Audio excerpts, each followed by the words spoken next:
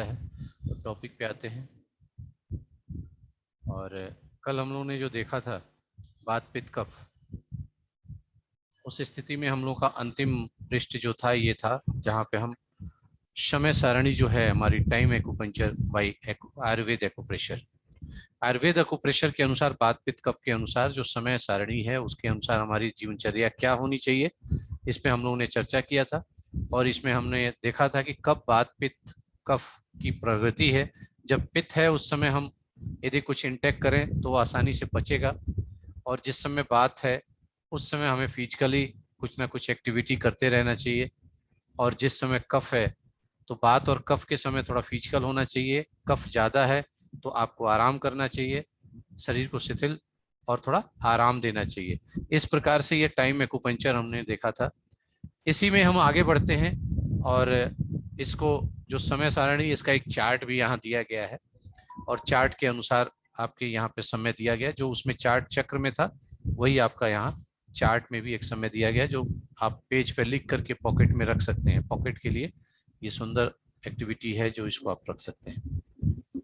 यहाँ हम हाथों पे मेरिडियन की चर्चा तो हम बाद में करेंगे, लेकिन हमारे उंगलियों में 3 जॉइंट्स होते हैं और इन 3 जॉइंट्स को वात पित्त कफ के अनुसार निर्धारित किया गया जॉइंट्स को। अर्थात इन जॉइंट्स के माध्यम से जो हम लोग चर्चा वात पित्त कफ की कर रहे थे फिजिकल की क्लास में, तो इसमें 3 जॉइंट्स आपके हैं, हर एक जॉइंट्स में 3 जॉइंट्स है, अंगूठे में 2 जॉइंट्स है। तो ऐसी स्थिति में पहले उंगलियों में देखते हैं जिनमें 3 जॉइंट्स हैं। तो नाखून के पास जो जॉइंट्स होता है ऊपर वाला, इस जॉइंट्स को बात जॉइंट्स कहते हैं। प्लीज आवाज नहीं, बात जॉइंट कहते हैं। और इसके बाद जो बीच वाला जॉइंट्स होता है उंगलियों में, ये बीच वाला जॉइंट्स जो है ये पित्त जॉइंट्स कहलाता है, और नीचे का जो जॉइंट्स है वो कफ जॉइंट कहलाता है। नीचे का जॉइंट जो है वो कफ जॉइंट कहलाता है। तो बात पित्त कफ ये जॉइंट्स है। इसके अतिरिक्त हर उंगलियों में 3-3 जॉइंट्स है, तो सारी उंगलियों में ये बात पित्त कफ जॉइंट्स कहलाएगा। तो आगे जब ट्रीटमेंट के समय हम आपको बताएंगे कि बात जॉइंट्स पे ये पॉइंट लगा दीजिए, इस उंगली के इस बात जॉइंट्स पे या पित्त जॉइंट्स पे या कफ जॉइंट्स पे, तो इनका एक महत्व हो जाता है। ऐसे ही अंगूठे में यदि 2 जॉइंट्स है तो ऊपर वाला जो जॉइंट्स होता है बात और पित्त का होता है और नीचे कफ जॉइंट होता है। तो नीचे अकेले कफ जॉइंट होता है और ऊपर वाला बात और पित्त, दोनों का ट्रीटमेंट हम इसी जॉइंट्स पे देते हैं। अब देखिए आपकी उंगलियों पे बात पित्त कफ आपको मिल गया। आगे हम इन उंगलियों पे आर्गन को स्थापित करेंगे और आर्गन को स्थापित करके आप उस आर्गन का भी ट्रीटमेंट आप इन उंगलियों के जॉइंट्स पे दे सकते हैं। और फिर उसको हम मेरिडियन में भी कन्वर्ट करेंगे और मेरिडियन पे जब कन्वर्ट करेंगे तो आपको एक और आयाम मिलेगा और उस आधार पे हम ट्रीटमेंट देते हैं जिसका रिजल्ट आपको शानदार मिलता है। तो ये आपकी स्थिति है, धातु है, टिश्यू मेरिडियन। इसको हम आगे देखेंगे, पहले नहीं, अभी नहीं, थोड़ा सा और आगे बताएंगे इसको। हम देखते हैं आज जो फिंगर्स पे स्थितियां हैं और 10 ओरिजिन सिस्टम। 10 ओरिजिन सिस्टम जो आयुर्वेद का आधार है, जैसे बाकी पैथियों में पंच तत्व का आधार होता है, 5 एलिमेंट आधार होता है, लेकिन आयुर्वेद में 10 द्रव्य कहलाते हैं। और 10 द्रव्य यानी 5 भौतिक और 5 पराभौतिक 10 द्रव्य होते हैं। उनके आधार पर ट्रीटमेंट का आधार होता है और ये अनंत परिसीमन दसोपत्ति के रूप में पुनः इसका परिसीमन की उत्पत्ति सिद्धांत में किया जाता है। इसके अनुसार शरीर एवं उसके सादृश्य का 3 स्तरों पर अध्ययन किया गया है। प्रथम स्तन एक हाथ ब्रह्मांड की संपूर्ण तुल्यार्थता दर्शाता है। इसे शरीर का मानक सादृश्य कहा गया है। इस एक हथेली पर संपूर्ण मानव शरीर का चित्रण किया गया है तथा यह उपचार में भौतिक सादृश्य के रूप में अत्यंत प्रभावशाली है। अर्थात पूरा शरीर हमारे हथेली पे होता है और हथेली पे हम पूरे शरीर का ट्रीटमेंट करते हैं। उसी के आधार पर ये 10 उत्पत्ति का सिद्धांत आपको निर्धारित किया गया। यानी 2 हाथ है, दोनों हाथ मिला करके आपको ये 2 तरह से सादृश्यता आपको मिलेगी और उनका ट्रीटमेंट करने के लिए दोनों हाथ आपको मिलेंगे और दोनों हाथ की उंगलियां मिलेंगी, दोनों हाथ की उंगलियों के जॉइंट्स मिलेंगे। इन उंगलियों पे जो मेरिडियंस होंगे वो मेरिडियंस मिलेंगे और उन मेरिडियंस के आधार सूक्ष्म से सूक्ष्म माइक्रो ट्रीटमेंट तक आप आयुर्वेद से कर सकते हैं। सामान्य तरह से बताऊं कि 10 ओरिजिन सिस्टम कहाँ लेके चलेगा, उसका आधार ये बता दूं, किसी भी पैथी में किसी आर्गन को 10 भाग में बांट करके एक एक भाग का ट्रीटमेंट संभव नहीं है। यह संभव सिर्फ आयुर्वेद में है, आयुर्वेद एक्यूप्रेशर में। यदि लंग्स को लेते हैं तो लंग्स को 10 भागों में बांट करके ट्रीटमेंट दिया जाता है। हार्ट को लेंगे, हार्ट को 10 भागों में बांट कर लेंगे। बड़ी आंत को लेंगे, उसको 10 भाग में बांट कर लेंगे। और हर एक आर्गन, जिस आर्गन के जिस भाग में समस्या है, उस भाग से संबंधित आपको, उस हिस्से से संबंधित आपको मेरिडियंस मिलेंगे। तो ये आधार है 10 ओरिजिन सिस्टम का। और उसी 10 ओरिजिन सिस्टम को हम लोग समझेंगे, देखेंगे। और ये आपके सामने एक चित्र है जो 10 उत्पत्ति के सिद्धांत को प्रतिस्थापित करता है, 10 ओरिजिन सिस्टम को प्रतिस्थापित करता है। 5 भौतिक और 5 पराभौतिक। इसका प्रारंभ हम करते हैं सबसे पहले जीरो। जीरो अनंत स्थितियों को लेकर रखता है और इसकी पूरी की पूरी श्रृंखला आज तक किसी ने निर्धारित नहीं किया। तो ये वो जीरो होता है जो इस जीवन से पहले की स्थिति होती है। एक किसान एक बीज को खेत में जब रोपता है तो ये जीरो से ही रोपता है, अर्थात भूमि के नीचे उस बीज को डाल देता है और उससे एक आशा रखता है कि छोटा या बड़ा एक पेड़, वृक्ष, पौधा तैयार होगा जिससे वो फल प्राप्त करेगा। लेकिन तैयार होने और फल प्राप्त होने के तक एक श्रृंखला चलती है, एक सफर चलता है, एक आवागमन चलता है, जिस आवागमन को भी समझना होगा कि उस सफर में किस किस से मुलाकात हुई और किस किस ने उसे सहयोग किया, यह भी जानना जरूरी है। तो जीरो जो होता है तम होता है, इसको तम कहते हैं, जहां से उत्पत्ति होती है किसी चीज की। उस उत्पत्ति के सिद्धांत, उत्पत्ति के प्रारंभ से पहले की स्थिति जो होती है, उत्पत्ति के प्रारंभ की पहले की स्थिति, अर्थात उस बीज के जमीन के नीचे जो स्थिति है, जो अंधकार होता है, जो अंधकारमय होता है, उस स्थिति को तम कहते हैं। और अंधकार का कलर काला होता है, ब्लैक होता है, तो इसका कलर भी यहां दे दिया गया, ब्लैक कलर। जब एक पौधे का छोटा सा सूक्ष्म रूप प्रकलित होकर के जब जमीन से बाहर आता है तो उसको सबसे पहले आकाश नजर आता है। यह आकाश प्राप्त होता है, सबसे पहले आकाश प्राप्त होता है। एक जगह मिलती है, खुला आवाम मिलता है, वो आकाश में प्रवेश करता है और उस खुली जगह, उस खुला स्पेस, जिस स्पेस में वो प्राप्त करता है, उस आकाश की भी कोई सीमा नहीं है, उस आकाश की भी कोई सीमा नहीं है। सूक्ष्म से अति वृक्ष जो होगा उतने तक उसकी श्रृंखला बनी रहेगी। तो एक नंबर जो हमारा है, पहला नंबर जो होगा वो आकाश होता है। और इस आकाश जो स्थान, स्पेस, जगह, उसको रिप्रेजेंट करता है। इसका कलर बैंगनी कलर है, बैंगनी कलर आकाश का कलर है और नंबर इसका 1 नंबर है। ये सब ध्यान रखिएगा क्योंकि ये सब आपके प्रैक्टिकल और ट्रीटमेंट में आवश्यकता है। आकाश का कलर क्या है, उसका नंबर क्या है, ये हमें ध्यान रखना होगा। हमारे जो साथी अभी वाइवा दिए हैं तो उनको इससे संबंधित टकराए गए होंगे कि इसका कौन सा कलर है या कौन सा नंबर है, तब जाकर के उसे वायु यानी ऑक्सीजन की जरूरत होती है। एक शिशु, बच्चा जब माँ के पेट से जन्म लेता है और आकाश प्राप्त करता है, तो आकाश प्राप्त करने के बाद इस आवाम प्राप्त होता है और उसके बाद उसको सबसे पहली जरूरत ऑक्सीजन की पड़ती है, वायु की पड़ती है। एक पौधा भी जब बाहर आता है तो उसको एक ऑक्सीजन, वायु की आवश्यकता होती है। अर्थात ये ऑक्सीजन यदि प्रॉपर रूप से न मिले तो आप जानते हैं किस तरह की समस्या हो सकती है। तत्काल बच्चा जन्म लेता है तो आपको 1 से 2 मिनट के अंदर यदि वो रोता नहीं है, अर्थात उसको ऑक्सीजन नहीं मिल रही है, तो ऑक्सीजन की कमी से बच्चे की मस्तिष्क में कहीं ना कहीं कुछ व्याधियां आ जाती हैं और बच्चा सीपी चाइल्ड के रूप में कन्वर्ट हो जाता है। तो तो ये स्थिति होती है 2 नंबर ऑक्सीजन की। तो ऑक्सीजन की कितनी इंपॉर्टेंस हमारे शरीर में है आप समझ सकते हैं। वायु, और वायु की स्थिति होती है।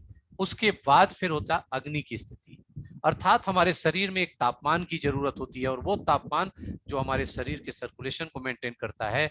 और यदि तापमान कम या ज्यादा हो जाए तो ये सर्कुलेशन विच्छेदित हो जाता है। ये जो संरचना है, चलायमान जो है, वो वायु के सपोर्ट से जरूर होता है, लेकिन रास्ता खोलने का तरीका अग्नि के द्वारा होता है। आप देखते हैं शरीर में कहीं रुकावट आ जाती है तो हम सेकते हैं उसको, उसमें गर्म करके सेकते हैं, जिससे कि वहां नसों में कोई रुकावट आ गई तो उसमें खुल जाए, और खुल करके फिर वो स्वतंत्र होकर के विस्तारित हो जाए। तो दूसरा आता है तापमान की जरूरत होती है इस शरीर में। यदि तापमान किसी का कम होने लगे तो जानते हैं क्या समस्या आ सकती है, आप जानते हैं। अग्नि के बाद फिर स्थिति होती है जल की, अर्थात उस शरीर को रस की आवश्यकता होती है, उस पौधे को रस की आवश्यकता होती है। तो आप देखते हैं जब पौधा निकल जाता है, थोड़ा सा बड़ा हो जाता है, तो उसको सिंचाई करके उसको हम जल का स्रोत प्रदान करते हैं, और जल प्राप्त कर लेता है, वायु प्राप्त कर लेता है, एक आवरण मिल जाती है। वायु, अग्नि और जल के माध्यम से उसे एक उपयुक्त भोजन की प्राप्ति जब शुरू हो जाती है, तब उसको कुछ ना कुछ पृथ्वी तत्व, यानी कि 5वां तत्व होता है पृथ्वी, और वो पृथ्वी होता है यानी भोजन, भोजन के रूप में खाद, फसल वगैरह जो चीज उसमें दी जा सकती है वो भोजन मिलता है, और तब उसका एक शरीर ढांचागत एक मजबूत स्थिति में बनता है। अर्थात आकाश, वायु, अग्नि, जल और पृथ्वी 5 भौतिक तत्वों के द्वारा शरीर को मजबूत किया जा सकता है, और इसको मजबूत करने में इनका पूरा सहयोग है। आकाश हमारे शरीर का आवरण है, जो हमारी त्वचा है वो आकाश को यानी त्वचा हमारे शरीर के आवरण पे है, अर्थात हमारे शरीर का कितना स्पेशियस है, जगह कितना एक्युपाई होगा, ये सारी चीजें आप उस पर देखेंगे, और उसके माध्यम से ही आप इसको देख सकते हैं। तो आकाश के बाद वायु, वायु के बाद अग्नि, अग्नि के बाद जल और पृथ्वी, ये क्रमशः एक प्रारंभ में आवश्यकता होती है, और यही प्रारंभ जीवन पर्यंत हमेशा जरूरत पड़ती रहती है शरीर को। और इस शरीर को पूर्ण रूप से स्वस्थ रखने और संचालित करने में, सहयोग करने में इसका सहयोग और साथ देता है काल, समय। काल, समय, वो समय जो पौधा जन्म लेता है, उसको लेने तक, फल देने तक का जो समय उसका है, उसकी उम्र जो है, वो उस उम्र को निर्धारित करना, समय देना, ये काल पर निर्धारित होता है। यदि आपने अभी इस समय धान की फसल है, और धान की फसल हम जब रोप रहे हैं तो हमको मालूम है कि ये धान की फसल कितने दिन में तैयार हो जाएगी, तो ये तैयार होने वाला जो समय है ये काल है। कोई बीज हम रोपित कर रहे हैं तो उसके बड़े होने तक, फल देने का समय उसको मालूम है किसान को, इतने दिन में ये तैयार हो जाएगा, तो इसीलिए उसको समय से रोपा जाता है। समय से रोपेंगे तो समय से तैयार हो जाएगा, अन्यथा असमय होगा तो फिर वो समय से पूरा नहीं हो पाएगा अपनी समय तक। ठीक है, ऐसे ही एक शिशु जन्म लेता है, तो जन्म लेने के बाद उसको पूरी निर्धारित एक आवरण मिलता है, और उसके साथ उसकी उम्र के अनुसार 1 साल का, 2 साल का, 4 साल का, 3 साल का, 7 साल का, 8 साल का, और बचपन से युवावस्था, युवावस्था से प्रौढ़ावस्था, प्रौढ़ावस्था से वृद्धावस्था, ये सब क्या है, काल है। निरंतर जीवन पर्यंत काल संचालित रहता है। सुबह से शाम तक आपका समय निर्धारित है, कब उठेंगे, कब खाना खाएंगे, कब जाएंगे ऑफिस, जाएंगे कब वापस आएंगे, कब फिर से खाना खाएंगे, कब सोएंगे, हर चीज का एक टाइम है, समय है। तो ये काल जीवन पर्यंत आपके शरीर को संचालन में सहयोग करता है। साथ में दिशा, 7 नंबर दिशा वो होती है जो आपके सोचने की दिशा, आपके चलने की दिशा, ये यदि सही नहीं है तो आप उस व्याधि के शिकार हो जाएंगे। यदि आपको चलना आगे और उल्टा चलने लगे तो लोग हंसने लगेंगे कि ये क्या कर रहा है। ऐसे ही एक पौधा जब जन्म लेता है, पौधे की दिशा सही होगी तो सीधा स्टैंड करेगा वो, और यदि दिशा गड़बड़ होगी तो थोड़ा टाड़ा मेढ़ा, टेढ़ा मेढ़ा हो जाएगा। ऐसे शरीर में यदि कोई व्याधि आ गई, दिशा सही नहीं हुई, गड़बड़ हो गई, तो पैर, हाथ पैर में कोई परिवर्तन आ गया, शरीर में परिवर्तन आ गया, उसकी दिशा बदल गई। हमारी सोच की दिशा बदल जाएगी। भोजन हम इंटेक करते हैं, उसका दिशा है ऊपर से नीचे तक जाकर एनस होकर के बाहर निकल जाएगा। यदि इस दिशा में कोई परिवर्तन हो जाए तो क्या हो सकता है, आप कल्पना कर सकते हैं। हमारे शरीर में ब्लड का सर्कुलेशन कहां से कहां कैसे जाना है, उसकी एक दिशा निर्धारित है, मूल वे उसका निर्धारित है, किस वे में चलेगा। यदि उस वे में परिवर्तन हो जाए तो हम आप कहेंगे क्या, सर्कुलेशन रुक गई, सर्कुलेशन अवरुद्ध हो गई, कंट्रावर्शन हो गया, स्टेटिस हो गया, स्टेग्नेशन हो गया, तरह तरह की रुकावट की बातें हम करने लगते हैं। तो ये बात आती है दिशा में 7 नंबर। और दिशा का सहयोग करता मन। मैंने कहा ना, सोचने की क्या दिशा होगी, सोचना कहां से करते हैं, मन से सोचते हैं, मन से थिंकिंग करते हैं। मन हमारा कितना चंचल होता है और कितना स्पीड और कितनी तेज गति से चलता है, आप जानते हैं। आप 4 साल पहले यदि किसी स्थान पे गए होंगे, आपको याद आ गया, मन ने सोच लिया और सोचते ही उस स्थान पे पहुंच जाते हैं। भले आपके यहाँ से 2000 किलोमीटर दूरी है और विद इन सेकेंड से भी कम समय लगता है, आप वहां पहुंच जाते हैं। वहां सारी की सारी पिक्चराइजेशन आपके दिमाग में आ जाती है। ये होता है मन। मन हम क्या सोचे, कैसे सोचे, किस तरह सोचे, ये मन पे डिपेंड करता है। और जब हमारी ये दिशा सही रहेगी तो मन का सोच वो सही रहेगा। यदि दिशा बिगड़ी रहेगी तो हमारी सोच भी बिगड़ जाएगी और फिर हम अनियंत्र व्याधियों की तरफ चले जाएंगे। और वो व्याधियां क्या हैं जो आज देख रहे हैं, हाई बीपी, डायबिटीज, शुगर, तरह तरह की व्याधियां, ये किससे होती है, थिंकिंग से, सोच से, तनाव से, टेंशन से ये चीजें मिलती हैं। और तब ये सब चीजें यदि अच्छे ढंग से सब संचालित हो रही हैं, हमारे शरीर में अच्छे से कार्य कर रही हैं, तब हमारा 9 नंबर यानी आत्म संतुष्टि, आत्मा संतुष्ट हो जाता है, तृप्त हो जाता है, और वो होता है 9 नंबर। लेकिन वो आत्म तृप्त कब होगा, जब ये सारी चीजें सही होंगी।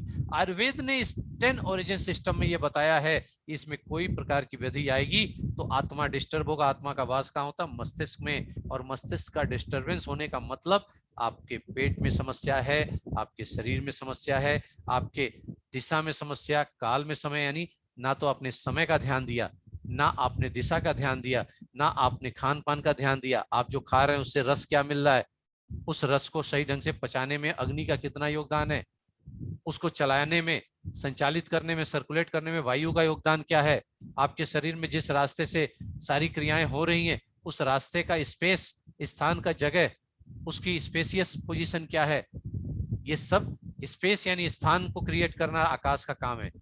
वायु यानी चलने का, ढकेलने का, प्रेशर देने का, आवेग देने का वायु का कार्य है। उसमें तापमान प्रोवाइड करने का काम अग्नि का है। और अग्नि उसके बाद आपका जो भोजन मिलता है उससे रस प्राप्त करता है, रस, और रस से फिर शरीर हमारी मजबूत होती है, यानी पृथ्वी जो हमारी स्थित होती है वो होता है हमारे शरीर में एक ढांचागत मजबूती, मसल्स और बोन मजबूत होता है।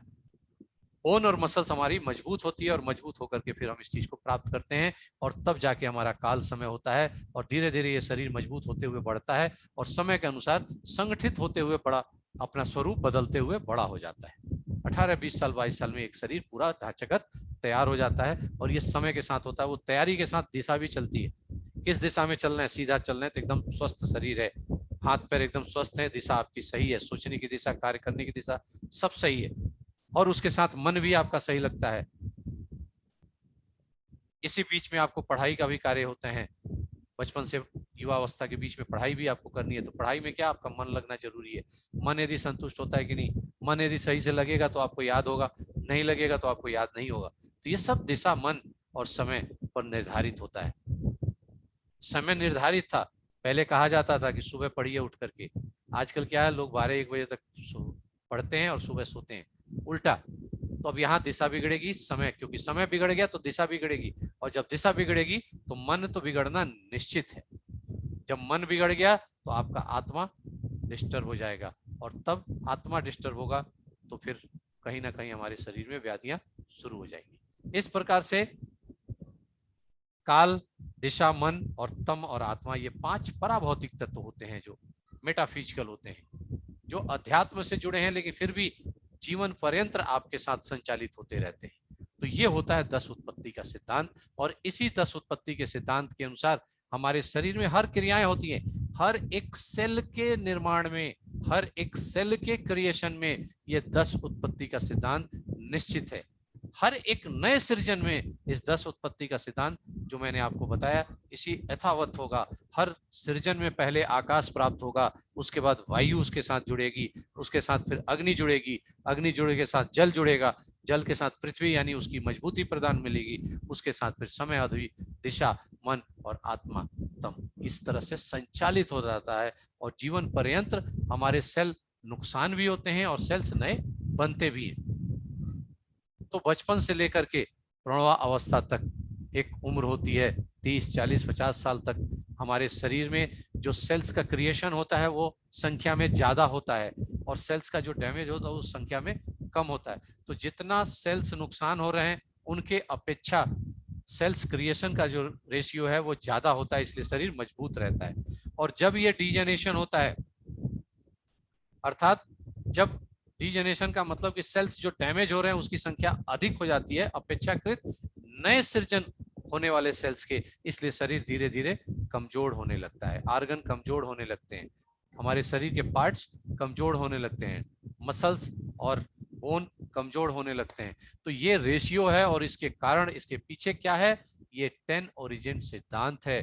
10 ओरिजिन सिद्धांत को हम इग्नोर नहीं कर सकते। अभी तक आप लोग 5 एलिमेंट पढ़ते थे और 5 एलिमेंट के आधार पर जीवन पर्यंत स्थापित किया हुआ था, लेकिन इसी ब्रह्मांड में इस 5 तत्व के अलावा भी ये काल, दिशा, मन, आत्मा भी है, तम भी है।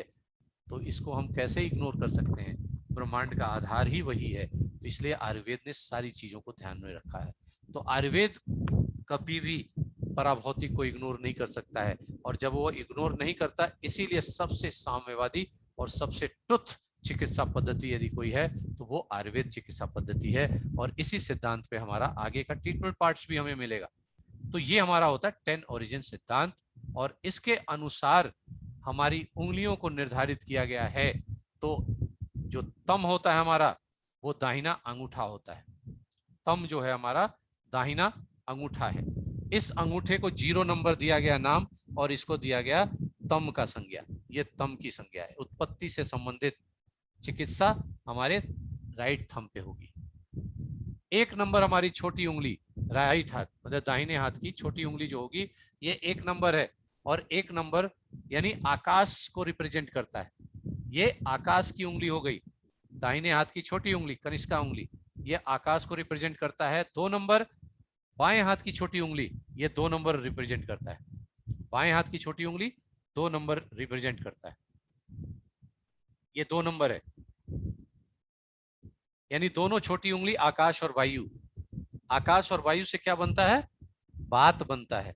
यानी ये दोनों उंगलियां बात के लिए निर्धारित हैं, बात के लिए निश्चित हैं। फिर बात आती है 3 नंबर। 3 नंबर हमारा बाएं हाथ का इंडेक्स फिंगर तर्जनी उंगली, ये 3 नंबर अग्नि को रिप्रेजेंट करता है। और अग्नि बाई तर्जनी हो गई। और 4 नंबर जल यानी दाहिने तर्जनी।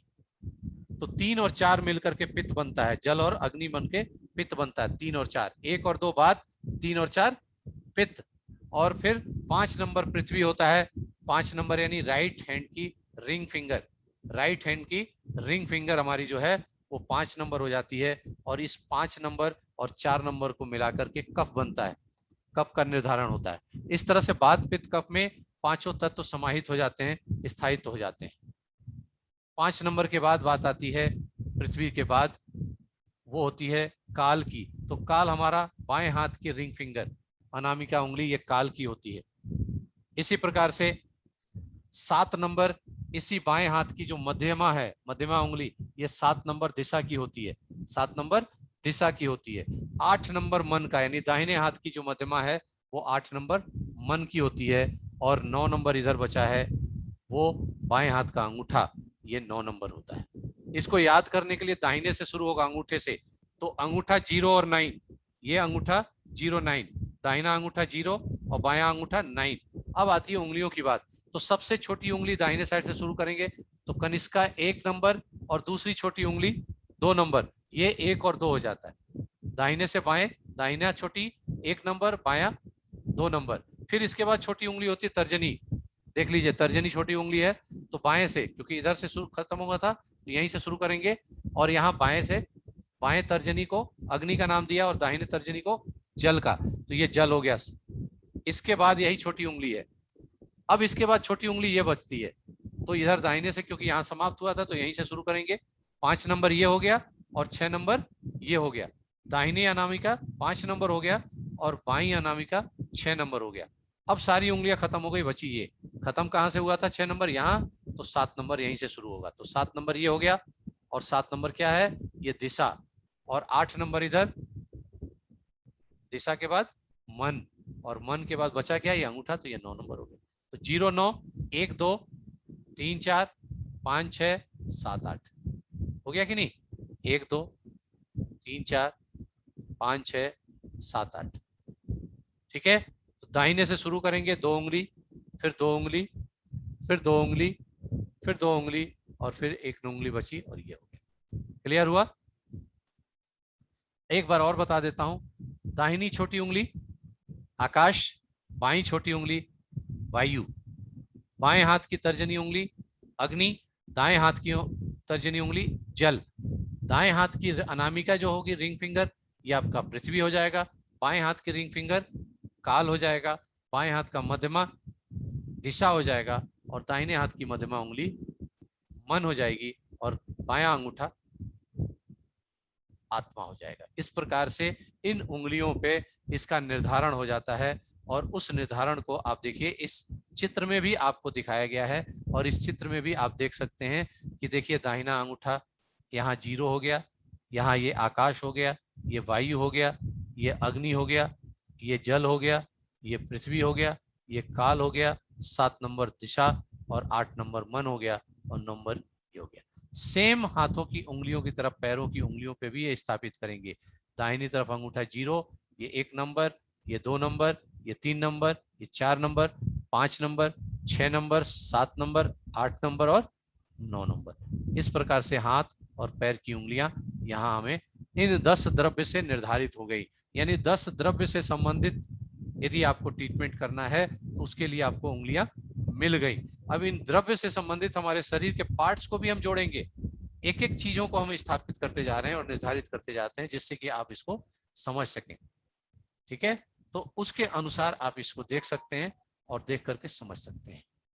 ठीक है साथियों, तो इसको याद करिए और याद करके समझने की कोशिश करिए। ये कुछ सेकंड में समाप्त हो जाएगा, तो आप पुनः ज्वाइन करिएगा।